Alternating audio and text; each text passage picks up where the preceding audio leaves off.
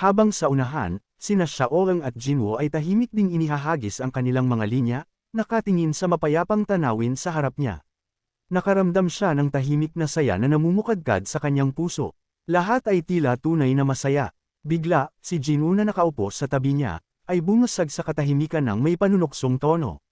Matapos ang lahat ng dramang pinagdaanan natin, ang magpahinga sa isang tamad na araw na tulad nito ay hindi naman pala masama. Ngunit ang kanilang sandali ng kapayapaan ay malapit ng madurog. Dahil hindi kayang pigilin ang kilalang maapoy na ugali ng kanyang kakambal na kapatid. Nakaupo sa tabi nila, ginawang kitang-kita nina ang kanyang kawalang kasiyahan. Ang kanyang mukha ay nakanguso, bumubulong siya sa kanyang hininga. Dahil nakakasiguro na ang pagpunta sa liblib na lugar na ito ay mangangahulugan ng kapayapaan at katahimikan dahil walang magmamalasakit sa kanilang, ngunit pagkadating nila ay may isang malaking insidente na agad na nangyari at ngayon, napakaganda. Ang balita ay malamang na kumalat na sa libu-libong milya, na naging dahilan para imposible itong itago. Nang makita ang kanyang kapatid na parang sisibog na, sinubukan lang siyang pakalmayan ni Halin, na isinasantabi ang maingay na kaguluhan sa kanyang isip. Biglang humarap sina Lin kay Jinwo, na binubulabog ang kanyang pag-iisip sa isang napakadirektang tanong, ibinato ni Malin ang isang tanong na para sa kanya ay pagsasabi lang ng katotohanan. Bakit mo ikinukulong ang sarili mo sa liblib na lugar na ito? Sa kapangyarihan mong iyan, hindi ba't ang pagpapasikat sa martial world at paggawa ng isang maalamat na pangalan ay dapat na napakadali lang?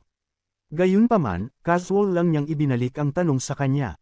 Kaya, kailangan ba talagang maging maalamat para maituring na tunay na buhay? Ang kanyang tanong ay tila lumampas lang sa ulo ni Nelan. Sa kanyang mundo, ang sinumang martial artist na may galing ay nangangarap ng dominasyon at ang maging bahagi ng mga libro ng kasaysayan. Higit pa rito, nanindigan siya na para sa sinumang tunay na lalaki, ang ambisyon ay nangangahulugang pag-asam sa pinakamataas na rurok, dahil ang anumang mas mababa ay hindi karapat-dapat, ganap na binabaliwala ang mga babalang tingin ng kanyang kapatid at ang tahimik na pagsaway mula sa gilid. Naipit sa gitna ng dalawa, namutla ang mukha ni Holland habang nagmamadali siyang ayusin ang sitwasyon kay Jinwo. Pakiusap, patawarin niyo po ang aking nakababatang kapatid. Master, may ugali po siyang maging masyadong prangka. Ngunit bahagya lang na umiling si Jinwo, na mukhang hindi naman apektado. Pamilyar na siya sa kanyang uri ng maapoy at mayabang na ugali ng isang baguhan na kayang tumagos hanggang sa langit. Umakyat ang dugo sa kanyang ulo nang makarinig ng biro tungkol sa kanya. Agad na lumingon siya, handang-handa na silang talsikan ng kanyang saloobin. Ngunit bago pa siya makapagsalita ng kahit isang salita, pinatahimik na siya ni Jinwo gamit ang mismong sagot na kanyang hinihingi. Ang landas ng bawat tao at ang kanilang mga pamantayan sa pamumuhay ay kanila lamang desisyon. Naiintindihan ko ang iyong kuryosidad, ngunit hindi ko kailangan ng pangaral mula sa kahit kanino kung paano ko dapat mamuhay. Ang seryoso at malalim na tingin na iyon mula sa isang lalaking karaniwan ay mukhang walang pakialam na tamad ay biglang nagtulak kay Nain na mag-isip muli. Ang clan leader na ito, lumalabas, ay hindi pala basta-basta. Para mabasag ang ilang na tensyon. Walang choice si Holland kundi sikutin ang kanyang kapatid, na humihingi ng paumanhin para sa kanyang walang galang na mga salita. Alam na alam ni Nelan na lumampas siya sa guhit, ngunit ang kanyang bundok na laki ng pride ay tumangging hayaan siyang yumukod ng ganoon kadali sa kahit kanino. Sa huli, isang paumanhin, nakasinghina ng ugong ng lamok, ang lumabas sa lalamunan ng dalaga. Ngunit hindi man lang nabahala si Jinwo, iwinasiwas lang ang isang kamay at sinabihan siyang piliin na lang ng mas mabuti ang kanyang mga salita sa susunod na pagkakataon.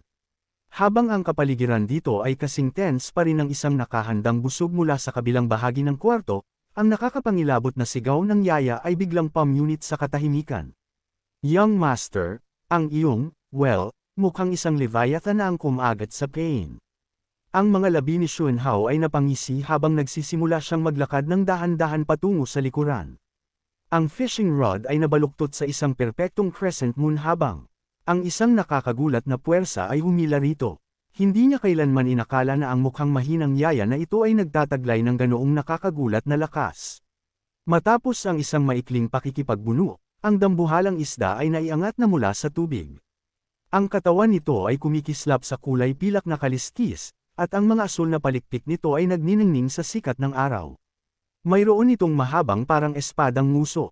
Parin, sumigaw siya ng buong lakas. Diyos ko, isang swordfish, young master. Pakiusap, tulungan niyo po ang matandang babaeng ito. Humalaklak si Jinwoo ng malakas na umalingaw sa ibabaw ng lawa. Haha, iyan ang tunay na halimaw. Isang hindi kapani-pani walang huli. At pagkatapos ay sumapit ang gabi. Sa patay na katahimikan ng study, ang isang kumukurap-kurap na lampara ay nagpapakita ng nag-iisang anino ni Jinwoo sa dingding. Ang mga bisita ay dumadagsa sa Haton sa dumaraming bilang, at ang supply ng isda ay malapit ng maubos ng tuluyan. Ang mahirap na problemang ito ay isang palagiang sakit ng ulo. Sumandal siya sa kanyang upuan, pagod na pagod. Pinipisil ang kanyang sumasakit na sentido, ang kanyang pag-iisip ay hindi maiwasang bumalik sa martial arts hall. Mabuti na lang at may suporta siya mula sa Fang Bureau at sa Shea Family Manor. Marahil ay oras na para maglunsad ng isang pinabilis na kurso sa pagsasanay para mapalakas ang kanilang hanay. Maliban sa maliit na engkwentro sa Kungtong Sek, ang lahat ay kontrolado pa rin. At hindi naman talaga iyon isang bagay na dapat ikabalisa sa pagtulog. Ang gabi ay malalim na. Bigla, ang isang serye ng matatalim na tunog ng mabilis na paggalaw ang palm unit sa katahimikan, na kumuha sa atensyon ni Jinwoo sa mundo sa labas. Sino ba naman ang magpapakahirap ng ganito sa gitna ng gabi? Dahan-dahan niyang binuksan ang bintana, naniningkit ang mga mata upang aninigan ang dilim. Doon, sa ilalim ng maputlang liwanag ng buwan, tatlong maliliit na figure ang walang humpay na nagwawasiwas ng mga kahoy na espada. Tila sumasagitsit ang hangin sa bawat determinadong taga. Lumapit ang instruktor ng walang ingay. Isang tahimik na buntong hininga ng kasiyahan ang kumawala sa sandaling lumutong ang kanyang mga yapak sa graba. Nanigas ang tatlo, saka nagmamadaling pinalibutan siya ng may malalim na paggalang. Ginulo ni Jungdo ng buhok ng isa sa mga bata, malumanay ang kanyang tinig. Kahanga-hanga ang pagsasanay, pero bakit niyo pinapagod ng husto ang inyong mga sarili sa ganitong oras? Lahat kayo ay nasa kritikal na edad para sa paglaki. Ang pagkakait sa inyong sarili ng pahinga ay makakasira sa inyong pundasyon, at mahihirapan na kayong umakyat sa mas matataas na antas balang araw. Ang pinakamatanda sa tatlo ay nag-atubiling magsalita, mabigat ang tinig sa pag-aalala. Marahang hinaplos ni Instructor Zangdon ang kanyang balbas, ang mga mata ay puno ng pagmumuni-muni. Hinarap din niya ang ganoong nakakadismayang yugto noong kanyang kabataan. Nang walang babala, isang maliit na sigaw ang bumasag sa katahimikan ng gabi. Agad na ikauwi ng isa pang disipulo ang kanyang mga kamay, na utuyutol na pinagtatakpan ng kanyang kaibigan. Wala lang po ito, sir. Ano lang, nagkamali lang ako ng pagsasalita. Iyon lang po. Totoo naman na si Chung Maong ay mas mabagal ang pag-unlad kaysa sa kanyang mga kasama. Isang malalim na tinig ng Panginoon ang narinig. Sabay-sabay na napasinghap ang tatlong bata. Panginoon, namumutla ang kanilang mga mukha. Ngumiti lamang siya ng bahagya. Nakarinig ako ng ingay at pumarito upang tingnan ang nangyayari. Hindi ko akalaing matatakot ko kayo ng ganito. Nanaikit ang kanyang mga mata. Nararamdaman niyang ang kanilang takot ay mas malalim pa kaysa sa pagkagulat lamang. Ano ang itinatago nila? Agad silang nagsimulang mautal sa paghingi ng paumanhin. Takot na naabala nila ang kanyang pagtulog. Sapagkat ang kanyang mga banal na mata ay hamagod sa kanila, agad na nakikita ang pundasyon ng tatlo, ang kanilang mga aura ay mahina, ang kanilang lakas ay kapos. Sila ang pinakamababa sa hanay ng mga disipulo. Ngunit sa kabutihang palad, ang kakulangan nila sa talento ay napupunan ng kanilang wagas na pagsisikap. Matapos ang sandaling pag-iisip, nagpasya si Jinwoo na bigyan ang tatlong batang ito ng isang mapalad na pagkakataon. Siyempre, ang pagtuturo sa kanila ay isang bagay, ngunit kung gaano karami ang aktwal nilang mauunawaan ay nakadepende na sa kanilang sariling tadhana at pag-unawa. Casual na kinuha ng pinuno ng angkan ang isang 9-section staff. Ang mga bakal na bahagi nito ay pinagdugtong ng malalamig na singsing na bakal, ang kanyang kilos ay ganap na kalmado at panatag. Kayong tatlo, sabay-sabay kayong sumugod sa akin, at bibigyan ko kayo ng babala. Hindi gagalaw ang mga paa ko mula sa mismong pwestong ito. Ang mga disipulo ay lubos na naguluhan sa hindi kapani-paniwalang kumpiyansa ng kanilang pinuno. Ngunit ang utos ay utos, at wala silang magagawa kundi sumunod. Nagtipon ang tatlo, nagbulungan ng mabilis na estratehiya bago pinatitig ang kanilang loob at sumugod paarap. Alam nilang ito ay isang hanggal na gawain, ngunit nais pa rin nilang subukan ang kanilang sariling mga limitasyon laban sa kanilang Panginoon. Sayang at hindi man lang sila binigyan ni Jinwoo ng kahit isang segundo upang makabuo ng porma sayon. Ang mabigat na bakal na staff sa kanyang mga kamay ay biglang naging isang espiritong ahas. Ang mga galaw nito ay parang likido at ang katawan ng staff ay pumulupot na parang isang malaking ahas na tumitira gamit ang buntot nito. Ang dulo nito ay sumusunggab na parang isang makamandag na pangil diretsyo sa dalawa sa mga disipulo. Kung hindi lamang niya pinigilan ng 7/10 ng kanyang lakas, ang nag-iisang galaw na iyon ay sapat na sana upang mapatamba sila ng tuluyan. Habang sinasamantala ang pagkakataon habang abala siya sa dalawa sa harap, ang ikatlong disipulo ay tahimik na tumalon mula sa likuran, tinitira ang isang kritikal na bahagi sa likod ng kanyang leeg. Sayang para sa kanya, ang naibong laro na iyon ay isang bagay na nakita na ni Jinwoo mula sa malayo. Bahagya lamang binawi ni Jinwoo ang staff at iwinasiwas ito pabalik. Ang direksyon ng sandata ay nagbago sa bilis ng kidlat, na hindi nagbigay sa disipulo ng anumang oras upang mag-react. Isang matalim na tunog ng pagkabasag ang umalingaw habang ang kahoy na espada ay tumalsik mula sa kanyang kamay. Ngunit sa ikinasindak ng kanyang dalawang kasama, nang hindi man lang sila binibigyan ng sandali upang makabawi, muling iwinasiwas ni Jinwoo ang staff, ginagamit ang kanyang mga kilos upang yukit ang isang masakit na leksyon sa kanilang mga isipan. Sa larangan ng digmaan, ang isang segundong pag-aalinlangan ay magreresulta sa pagkawala ng lahat. Ang natitirang dalawa ay nahuli ng biglaang pag-atake, at nakaya lamang itaas ang kanilang mga kamay sa isang walang pag-asang pagtatangka na ipagtanggol ang kanilang sarili bago pa man maubos ang pagsunog ng isang istek ng insenso. Silang tatlo ay nakahandusay sa lupa, ganap na hindi makagalaw. Bawat estratehiya, bawat kalkulasyon na ginawa ng mga baguhang recruit ay nadurog na parang alikabok, na nag-iwan sa kanila ng pag-aalinlangan sa kanilang buong pagkatao. Habang binabawi ang bakal na staff, ang nakamamatay na sandata kanina ay maamo na ngayong nakapatong sa kanyang palad. Si Jinwoo ay nagpakawala ng isang maliit at makahulugang ngiti. Masyado ba akong naging marahas sa inyo? Ang mga batang nakaupo sa lupa na may mga matang nagniningning sa paghanga ay mabilis na umiling, ngunit tinanong muli sila nito. Kung ganoon, bakit? Hindi nyo naharang ang alinman sa mga iyon. Iyon ay mga mahihinang tapik lamang. Walang tunay na puwersa, walang anumang bagay na magdudulot ng tunay na sakit. Nawalan ng kibo ang grupo, kaya napilitan siyang baguhin ang kanyang paraan upang gabayan ang kanilang pag-iisip. Kung ginamit ko ang aking mga teknik sa espada o talim upang sumalakay, sa tingin niyo ba, ang isa sa tatlong disipulo ay hinaplos ang kanyang baba, ang kanyang ekspresyon ay mapag-isip habang sinusuri ang galaw.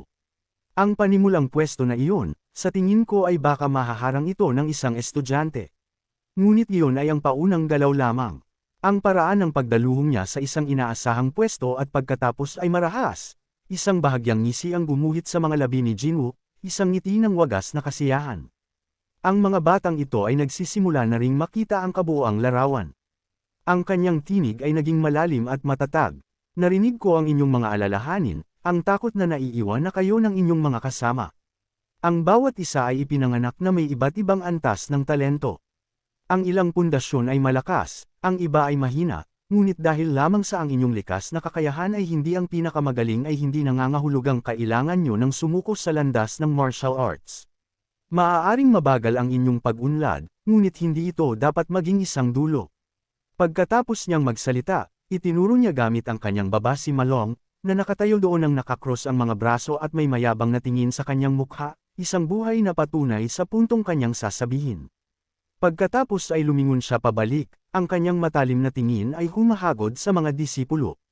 Upang mapunan ng puwang na iyon sa lakas, may isang bagay na dapat niyo talagang maunawaan. Ano po iyon? Isang mas mahiyain na disipulo ang naglakas loob na magtanong. Panginoon, tungkol po ba ito sa pagpuntirya sa mga mahihinang bahagi ng kalaban? Kalahati iyan ang sagot. Tumango si Jinwoo, sinisimula ng tunay na diskurso. Sa madaling salita, ito ay tungkol sa paggamit nito, sabi niya, habang tinatabig ang kanyang sentido. Kailangan mong itago ng husto ang sarili mong intensyon habang sabay na binabasa ang bawat hakbang na gagawin ng iyong kaaway. Ang isang perpektong asintang pag-atake na tulad niyan ay sapat na upang ganap na burahin ang anumang pagkakaiba sa antas ng pagsasanay. Ang pag-unawa ng tatlong ito ay maganda sa katunayan kahit sa ilang pahiwatig lamang. Biglang nagliwanag ang lahat sa kanila at napasinghap sa biglaang pagkaunawa. Kaya ito ay tungkol sa pagkilala sa iyong sarili at pagkilala sa iyong kaaway. Kailangan mong husgahan ang buong sitwasyon sa loob ng isang bahagi ng segundo. Ang paggamit ng iyong utak ay hindi kailanman magiging maling hakbang. Tumango si Jinwoo, nagbibigay ng bihirang tingin ng pagsang-ayon sa mabilis na pag-iisip ng bata, ngunit siniguro pa rin niyang paalalahanan sila. Gayunpaman, huwag niyo itong hayaang maging dahilan upang pabayaan ang inyong masidhing pagsasanay laban sa isang tunay na dalubhasa. Sabay-sabay na sumigaw ang lahat ng mga disipulo. Ang kanilang mga espiritu ay nag-apoy. Nauunawaan po. Pagkatapos ay pinaalis na niya sila sa pamamagitan ng pagkumpas ng kanyang kamay, pinapapunta sila ng diretsyo sa kanilang mga silid nang wala ng ibang salita. Sa sandaling tumalikod siya, ang kanyang isipan ay nagkakalkula na para sa kanyang susunod na hakbang.